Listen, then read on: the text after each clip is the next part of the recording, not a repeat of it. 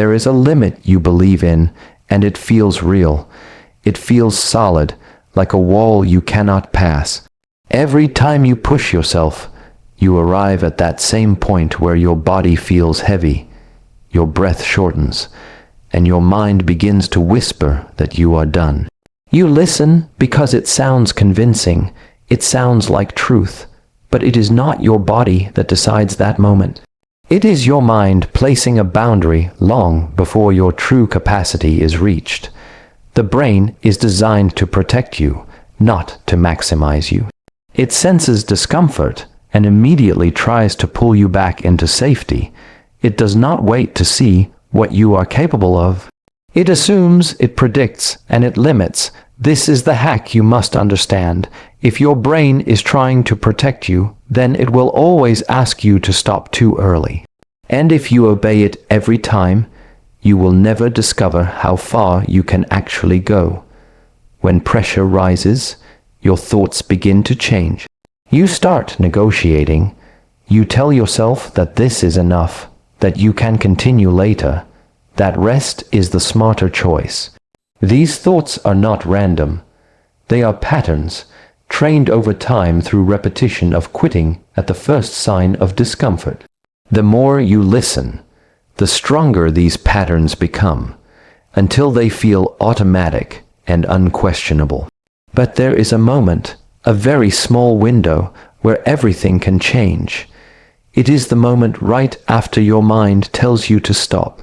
Most people never go beyond it. They step back, they relax, they reset. But if you stay, if you resist that first command, something unexpected happens. The discomfort does not destroy you. It stabilizes. Your body adapts. Your breathing finds rhythm again. And suddenly, what felt impossible becomes manageable. This is where strength begins to reveal itself. Not in the absence of pain, but in your response to it. You are not removing the difficulty, you are removing your reaction to it. You are training yourself to stay when every instinct tells you to leave. This is the shift that separates ordinary effort from extraordinary endurance. Control your breath when your mind starts to panic. Slow it down, deepen it, anchor yourself in it. The breath tells your system that you are still in control, even when everything feels unstable.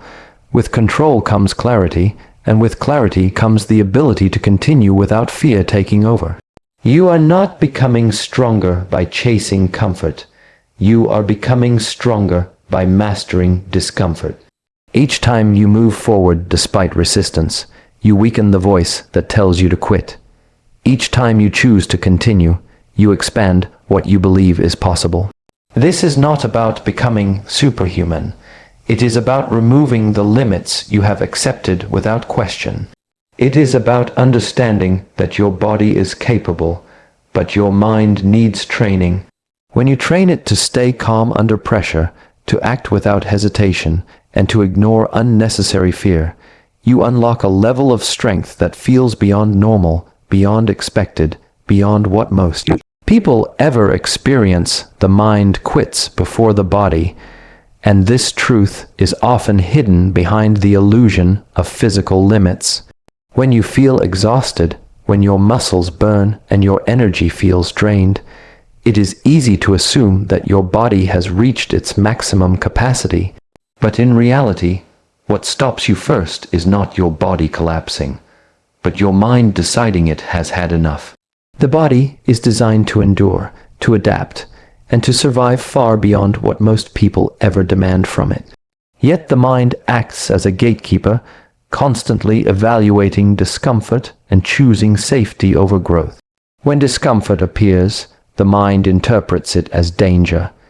It sends signals urging you to slow down, to stop, to rest. These signals feel real and convincing because they are tied to emotion and fear, but they are not always accurate reflections of your true physical limits. They are protective mechanisms shaped by habit, past experiences, and a desire to avoid pain. The problem is that if you always obey these signals without question, you train your mind to quit earlier each time. There is a critical moment in every challenge where the body still has more to give, but the mind begins to resist. This is the moment that defines growth. If you stop here, you remain within your current limits. If you continue, even slightly, you begin to expand those limits. Over time, this small act of pushing beyond mental resistance builds resilience, discipline, and strength that cannot be achieved through comfort. The key lies in awareness and control. Instead of reacting immediately to discomfort, you learn to observe it. You separate the sensation in your body from the voice in your mind. You understand that feeling tired does not mean you are finished, and feeling pain does not always mean you are at risk. With practice, you develop the ability to stay present in discomfort without being controlled by it. Breathing becomes an essential tool in this process. When the mind starts to panic, the breath becomes shallow and rapid, reinforcing the urge to stop. By consciously slowing and deepening your breath, you send a signal back to your mind that you are in control. This creates space between the impulse to quit and the choice to continue, allowing you to act with intention rather than instinct. Pain is not the enemy, even though it often feels like something to avoid at all costs. From an early age, you are conditioned to see pain as a warning sign, something negative that must be escaped or eliminated. While pain can sometimes signal injury or danger, much of the discomfort you experience in growth, effort, and discipline is not harmful. It is simply unfamiliar, intense, and demanding, and the mind labels it as something to resist. When you begin to understand pain differently, your relationship with it changes. Instead of seeing it as a barrier, you start to recognize it as feedback. Pain shows you where your limits currently are. It highlights areas that are weak, underdeveloped, or untested. Without it, there would be no clear indication of progress or challenge. Every meaningful form of growth carries some level of discomfort, whether it is physical strain, mental pressure, or emotional struggle. Avoiding pain keeps you in a controlled and predictable space, but it also keeps you stagnant.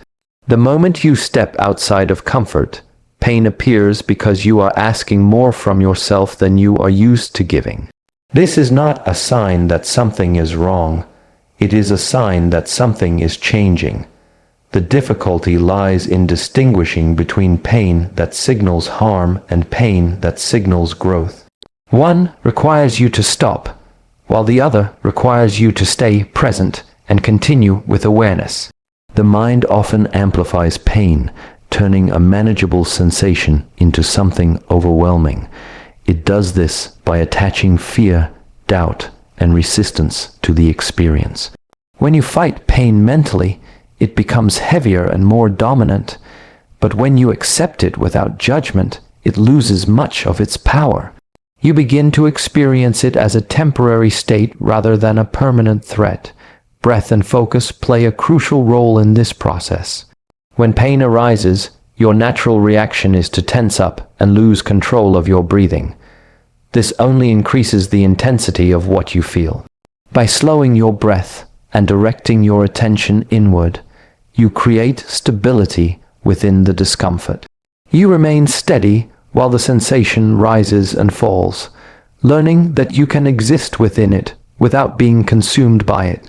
Over time, this practice builds a different kind of strength. You become less reactive, more controlled, and more capable of handling challenges without retreating. Pain stops being something you fear and starts becoming something you understand, something you can move through with clarity and control. Breath is the bridge between weakness and strength, connecting the state of your mind to the condition of your body in every moment. It is always present, yet often ignored, automatic yet powerful enough to transform how you respond to pressure, fatigue, and challenge. When you feel weak, overwhelmed, or out of control, your breathing reflects it immediately. It becomes shallow, fast, and uneven, feeding tension into your system and reinforcing the sense that you cannot continue. Most people never realize that breath is not just a passive function, but an active tool. It can either trap you in weakness or guide you toward strength, depending on how you use it. When stress rises, your body prepares for survival, tightening muscles and accelerating your heart rate. Without awareness, your breath follows this pattern, making everything feel more intense and difficult.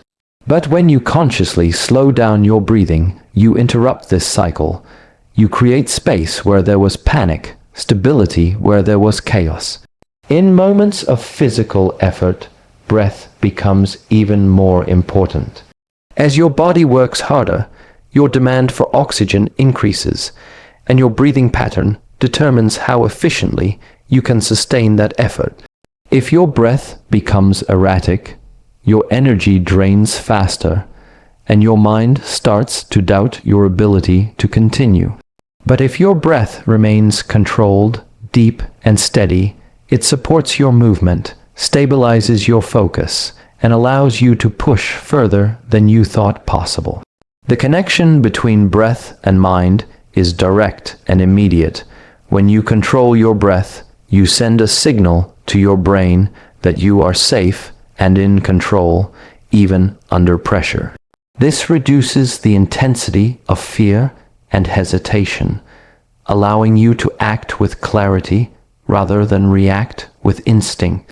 In this state, weakness begins to fade, not because the challenge disappears, but because your response to it changes. Training your breath requires awareness and repetition.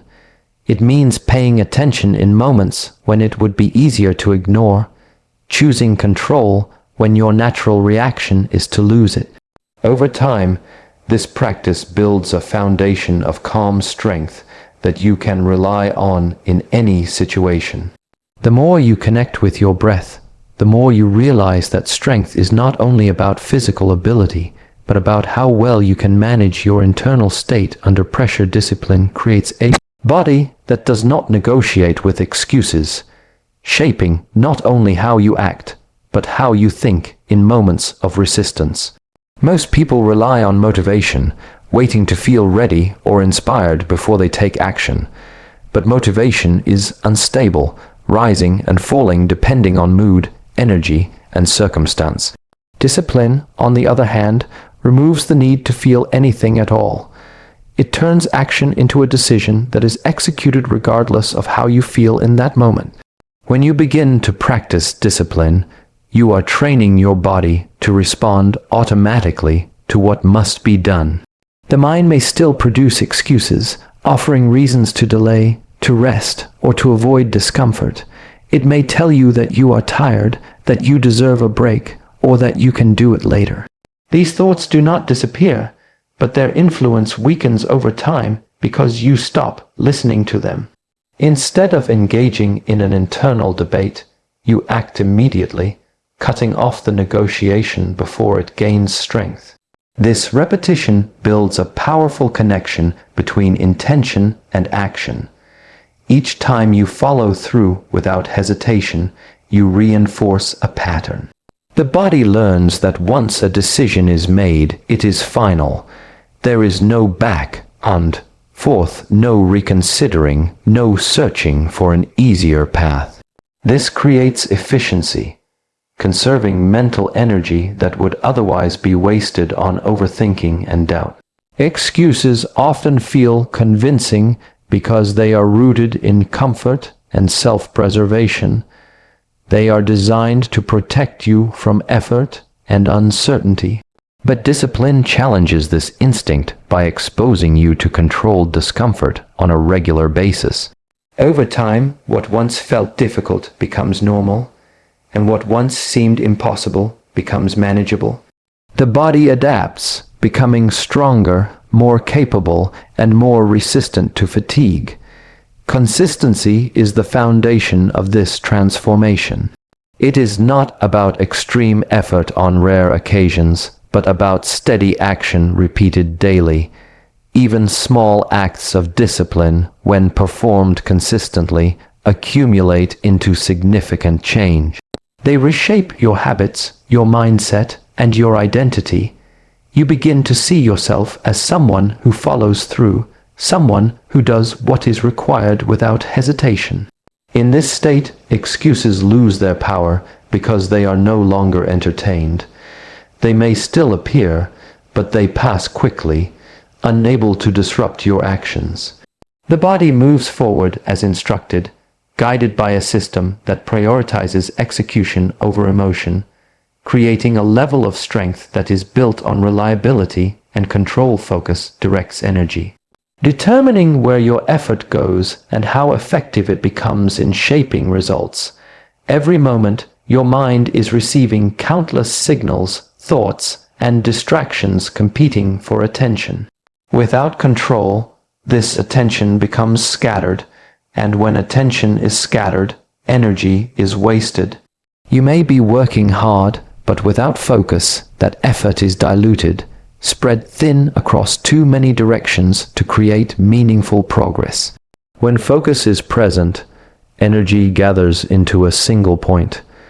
Instead of being divided, it becomes concentrated, increasing the intensity and impact of your actions.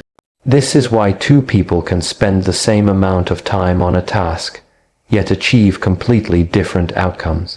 One is distracted, constantly shifting between thoughts and interruptions, while the other is fully engaged, directing all mental and physical resources toward one objective.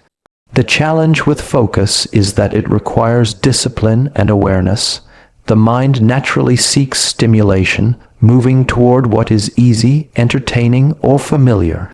This creates a pattern of constant switching, where attention jumps from one thing to another without depth. Each time this happens, energy is reset and momentum is lost. Over time, this weakens your ability to stay engaged, making even simple tasks feel difficult to complete. Training focus begins with recognizing these patterns and interrupting them. It means choosing to stay with a task even when the mind urges you to move on. Discomfort may arise in the form of boredom, restlessness, or frustration, but these sensations are part of the process. By staying present, you strengthen your ability to hold attention steady, allowing your energy to flow continuously in one direction. Focus also shapes how you experience effort. When your attention is fully engaged, tasks become clearer, movements become more precise, and decisions become more deliberate. This reduces wasted effort and increases efficiency. Instead of forcing progress, you create it through alignment between your mind and your actions. Breath and awareness support this state by anchoring you in the present moment. When distractions appear, returning to your breath helps you regain control without reacting impulsively. This simple act keeps your attention from drifting, allowing you to maintain direction and intensity. Over time, consistent focus builds a habit of deep engagement. Your energy becomes easier to direct, less affected by external noise, and more aligned with your goals. This creates a sense of control and clarity, where your actions are intentional and your effort is used with precision. True strength is built in silence, repetition, and inner control, far away from attention, noise, and the need for recognition. It does not come from moments of display or short bursts of effort, but from what is done consistently when no one is watching. In silence, there are no distractions, no external validation, and no pressure to perform for others. This is where honesty exists, where you face your limits without illusion and continue without applause. Repetition is the foundation of this process. Doing the same action again and again may seem simple, even boring, but it is through repetition that the body and mind are shaped. Each movement, each effort, each moment of discipline reinforces a pattern. Over time, these patterns become automatic, requiring less thought and less resistance. What was once difficult becomes natural, and what once required effort becomes part of who you are. This is how strength is built, not through intensity alone, but through consistency that does not break. Inner control is what holds everything together. Without it, silence becomes emptiness and repetition becomes routine without purpose. Inner control is the ability to guide your thoughts, regulate your emotions, and act with intention regardless of external circumstances. It allows you to remain steady when distractions arise and focused when challenges increase.